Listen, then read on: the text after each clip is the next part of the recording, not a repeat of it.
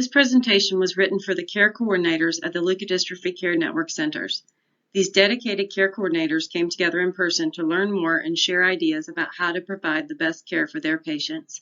This presentation is a family perspective to help anyone caring for a leukodystrophy patient understand the families in a deeper, more meaningful way. There is something here for everyone who knows a family affected by leukodystrophy.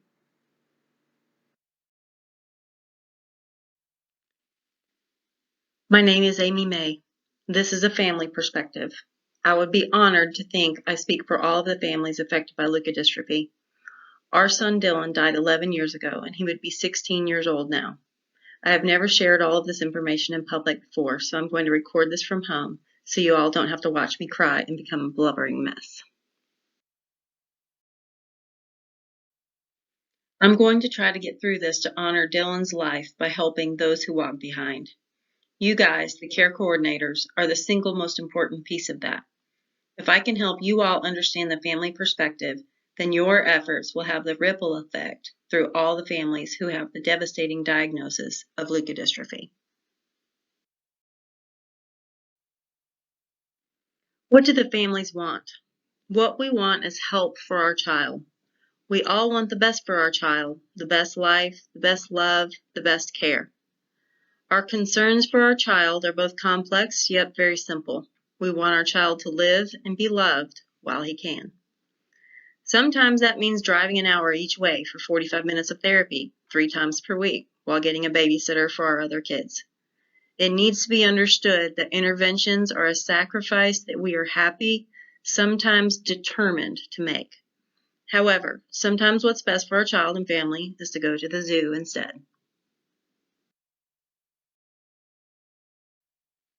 Our time with our child is limited, and it needs to be well spent and intentional. We probably can't articulate it, but we need balance. Sometimes that means incorporating little therapies into our daily routine so we don't need so many appointments. A key component of quality of life is actually living life. We need to do things with our family, make memories, take photos, take videos. We need to have no regrets after our child dies. We need to believe that we are doing everything that is best for our child from both a medical and a quality of life standpoint.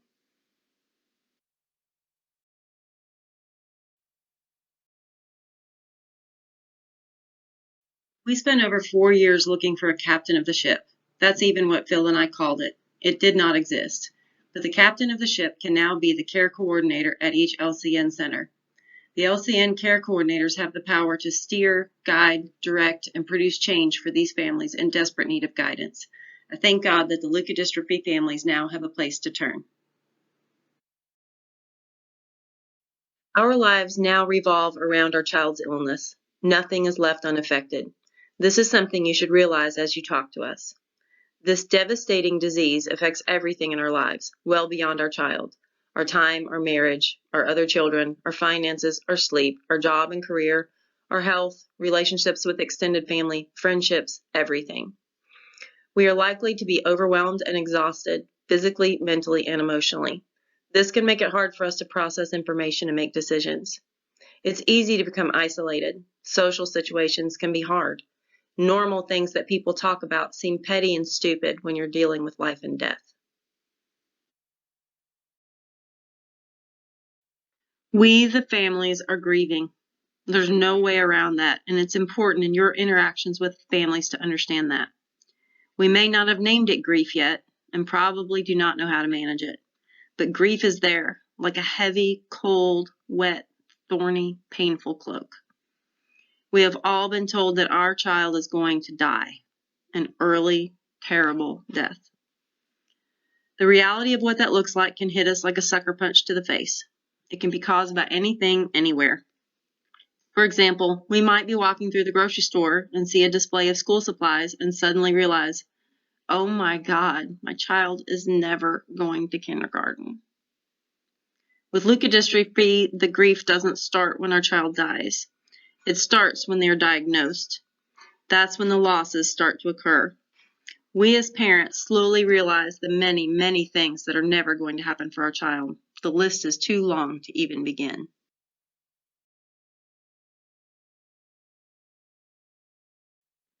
We handle grief in different ways. Even within the same family, it is different for different people. Phil had a need to talk about it. He wanted to acknowledge both the elephant in the room and his son. He felt disloyal to not talk about it. I, on the other hand, wanted to avoid talking about it unless I happened to want or need to. So for me, what that looked like is that I couldn't tell any one person the whole story. I did not and could not update and tell every friend everything that was going on. But when I needed to talk and someone called or came over, that's who I talked to. Oftentimes, it was one of our caregivers. It could be the hospice nurse who came about once a week, or Dylan's physical therapist, or his occupational therapist, or his social worker, or it might be this friend or that friend. For the LCN families, it is quite likely to be you, because you are on the front lines with the family, and you have a better understanding than anyone else they know.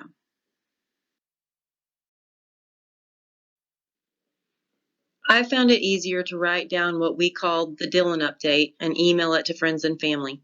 I was trying to avoid the grocery store question.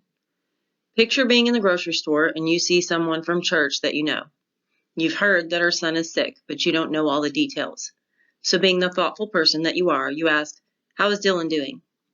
At that point, I have a choice to make. I can say something like, "He's doing okay," but that's an absolute lie. I can also say the actual truth, which, if we're being completely honest, is not at all what the person wants to hear. The truth that day might be, "Since I saw you last, Dylan has gone blind." For me, the truth wasn't speakable in the grocery store. It was too much for me.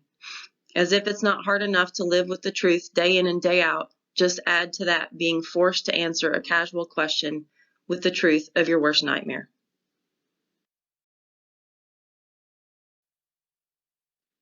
I don't know about you, but I don't like to cry in the grocery store. Once I started crying, it would kind of continue on and off the rest of the day. When that happened, I would feel physically hungover for the whole day and perhaps into the next day. The people we meet in healthcare are typically dedicated and wonderful, but not all of them, mind you. This is their job, but this is our life. 24 hours a day, 7 days a week, 365 days a year for as long as our child lives. We don't get to go home at night and be done. We don't get to take a vacation from this. It is always there. It's exhausting, overwhelming, infuriating, and downright sad. We may not be sleeping or eating or able to work. There are lots of things for us to fear. We are literally living our worst nightmare, knowing our child will die and we are powerless to stop it.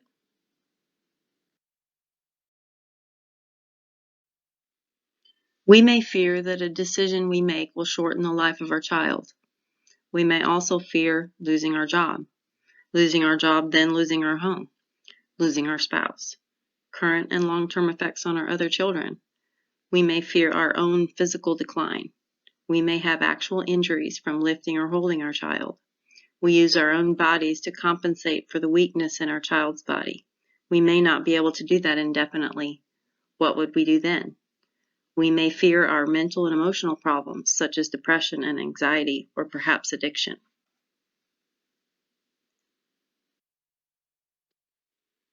Problems can snowball. Our situation makes us unavoidably afraid and anxious, which can make us not sleep, which makes us too tired to exercise, which makes us gain weight, which makes our heart work overtime. We can get depressed, and so on, and so on, and so on.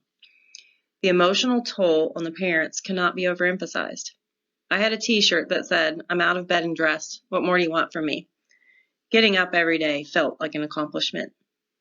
It's important for the care coordinators to understand their families.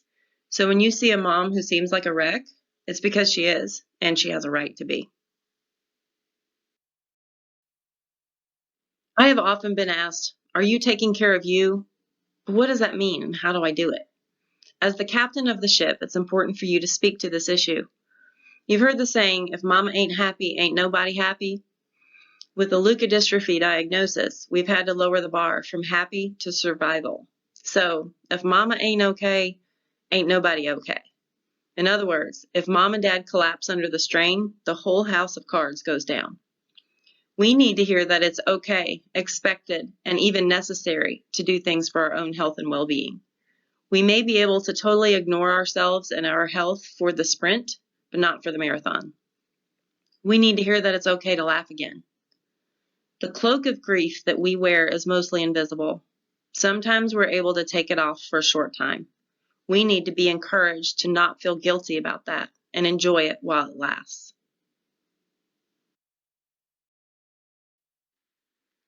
Dylan was diagnosed when he was 8 months old. We were told that the average life expectancy is 14 months, but death is certain by age 2. When we heard that, we heard, my son is likely to die in the next 6 months, but he is for sure going to die in the next 16 months. We needed to hunker down and love on him and watch him die and make sure to be there when he does. We were afraid to leave him. You can do anything for only 6 months. However, Dylan lived for 4 years, 3 months, and 2 days after his diagnosis. We were told to expect a sprint, but we needed to prepare for a marathon. At some point after Dylan passed the average life expectancy of 14 months, we made a conscious choice to live life with him. We didn't have the LCN to help us articulate that. We were still trying to convince each healthcare professional to treat Dylan like he was worth it. It was very hard as a grieving parent to weed out and get rid of the care providers who didn't support the belief that our son was worth it. So, what is the actual life expectancy for each leukodystrophy? I don't know the answer. Even if I did find it in print somewhere, I would question it. How old is the information? Where did it come from? Did it include both transplanted and non-transplanted children? What was the population size? We can't process all these questions at that time, but we will ask you the question, how long will he live? It might be more helpful for us to hear, a study has shown this, fill in the blank. But we don't know. Every child is different. We can prepare for the worst, but let's hope for the best. In the meantime, let's live the best life possible.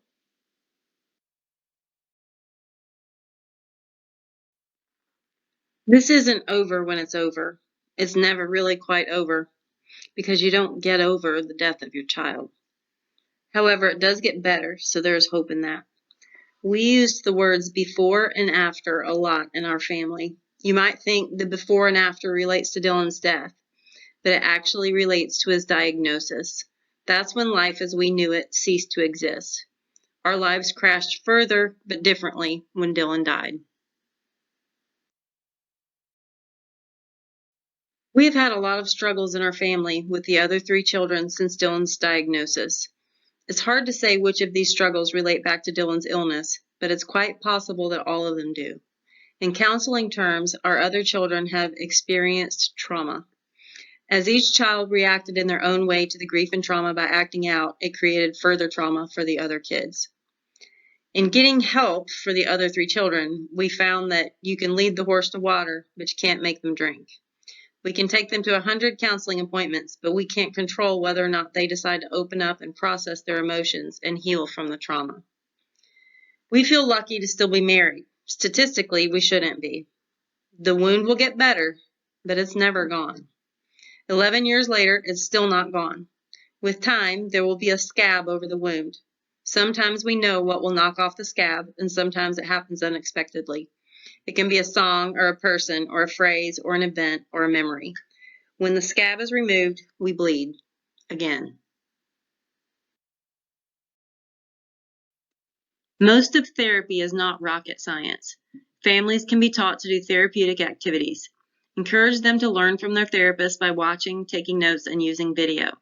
You can encourage them to incorporate helpful activities into their daily routine. This could potentially save them money and time. Time has never been more precious than now. If families can spend less time on appointments, traveling to and fro, and hanging out in waiting rooms, they can make more memories and live more life with their child. Medical equipment costs a lot of money. I am no expert on how to find the money through insurance or other funding. However, we did do a lot of creative adapting to make Dylan comfortable. We like to think in our own little way that we were thinking outside the box, but we have no medical expertise. We didn't want Dylan to miss out on being in the pool since it was the main activity of our family all summer. Phil made this chair out of PVC pipe and an existing bath chair. We used recliners with strategically placed pillows to make Dylan comfortable instead of spending so much time in his kid cart, which he did not tolerate well. Regular toys can be adapted into simple switch toys. We stuffed tube socks with dried beans to use as supports or positioning devices.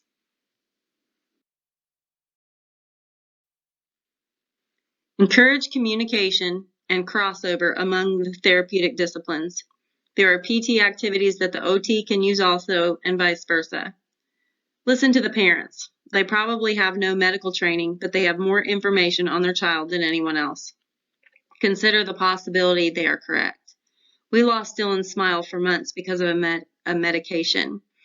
We asked the doctors if it could be due to the medication addition. They consistently said no, it's progression of the disease. We tried a different medicine, and Dylan got a little half smile back. But those lost months of that precious smile could never be recovered. You care coordinators have already started sharing creative ideas amongst yourselves. Keep that up. When someone has a great idea, you guys can be the dissemination point. Encourage families to receive help in their time of need. We could give families a handout of things other people could actually do to be helpful. The list could have tasks such as yard work, house cleaning, bringing meals, babysitting other kids, errands, carpools, other kid appointments, etc. Many people really want to help but have no idea where to start. They ask, "What can I do?" but never do anything. It is hard for the family to answer with, "I need you to do this for me." But if we create a handout of how to support a grieving family, they could pass it along without it being awkward. Individual families should not be recreating the wheel. That is what the LCN is for. You already have a lot of information and great ideas, so let's get it to the families who need it so they can spend their time making memories instead of doing research to solve problems. Here's some advice you can pass along to families. Be your child's advocate. No one knows your child like you do. Ask all the questions you need to ask. Accept help from where it's offered. Nurses, therapists, friends, family, church, or just random people. There is no trophy for going it alone or being independent while living through your worst nightmare. Accept that people come in and out of your lives. Try not to get hung up on the ones who disappoint you, and be grateful for the ones that pleasantly surprise you. There's no book telling friends or family how to handle this with you. Your friends and family will make mistakes that offend you, but try to forgive. It's not good to go this alone. All patients with leukodystrophy are different. There's no gospel. These are best practices, and there's no black and white. There are a million shades of gray. Try to let go of the question why. Why my child? Why my family? There's not an answer to that question that will satisfy you.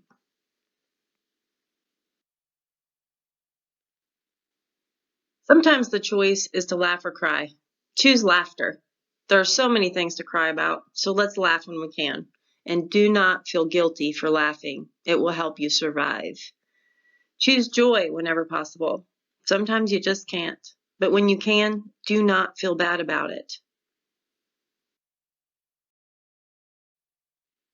Choose hope. Choose life and live it. Choose gratitude. There's always someone worse off than you. That is hard to believe sometimes. It seems that life goes on normally for other people while you are stuck in your worst nightmare. Look for the good in the little moments. Choose no regrets. If you think you might regret not trying something, then do it. Get the information to make the best decision you can, and then know that you did the best you could for your child and family with what you had to work with. You're always working with incomplete information, but this is your child, and you know your child better than anyone. Live life to the fullest extent possible with your child and family. Sometimes that means going to the park instead of therapy. Do not feel bad about it. You know best what your child and family needs. We don't want another child sent home to die while their parents sit around and watch. We don't want any more parents searching for information on their own that could have been shared with them. We want help for the families who will never be the same. We want every child with leukodystrophy to live their best life possible. We want that life to be filled with love and hope. These children are worthy of our best efforts and yours. Thank you for listening.